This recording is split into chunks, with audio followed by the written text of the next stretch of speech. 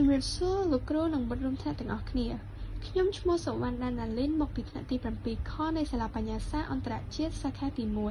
1ដែលថ្ងៃនេះខ្ញុំនឹងឡើងមកបកស្រាយជំពូកទី4មេរៀនទី1ចំណុចទី2ដែលចំណុចនោះនិយាយអំពីបណ្ដាប្រទេសលោកខាងត្បូង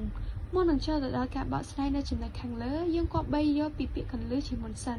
ដែលពាក្យទី1គឺជាពាក្យលោកខាងត្បូង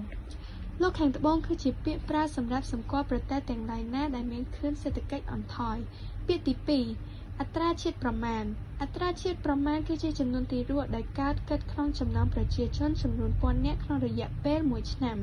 ពាក្យទី3អត្រាមរណៈប្រមាណអត្រាមរណៈប្រមាណគឺជាចំនួនមនុស្សដែលស្លាប់គិតក្នុងចំណោមប្រជាជនចំនួន1000នាក់ក្នុងរយៈពេល1ឆ្នាំគិតជាភាគពាន់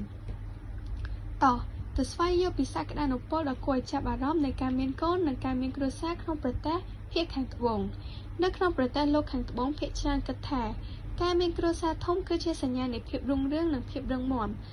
គំនិតនេះត្រូវបានចាក់ឫសយ៉ាងជ្រៅទៅក្នុងប្រពៃណីនិងការរំពឹងទុករបស់សង្គមនិងប្រទេសជាតិ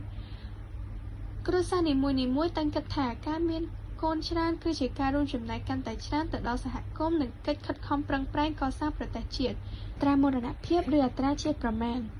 ចំពោះអត្រាមរណភាពតាមការប៉ាន់ស្មាននៅក្នុងតំបន់ទាំងនេះជារឿយៗត្រូវបានរងផលប៉ះពាល់ដោយកត្តាជាច្រើនរួមទាំងហេដ្ឋារចនាសម្ព័ន្ធថែទាំសុខភាពមិនគ្រប់គ្រាន់និងការទទួលបានថ្នាំទំនើបមានកម្រិតប្រសិនបើគ្មានលទ្ធភាពទទួលបានសេវាកម្មពន្យាកំណើតឬផែនការគ្រួសារគួបផ្សំនឹងវប្បធម៌នៃការមានកូនច្រើនអត្រាកំណើតនៅតែមានកម្រិតខ្ពស់ការបកស្រាយចំណុចរបស់ខ្ញុំនៅថ្ងៃនេះក៏បានឈានមកដល់ទីបញ្ចប់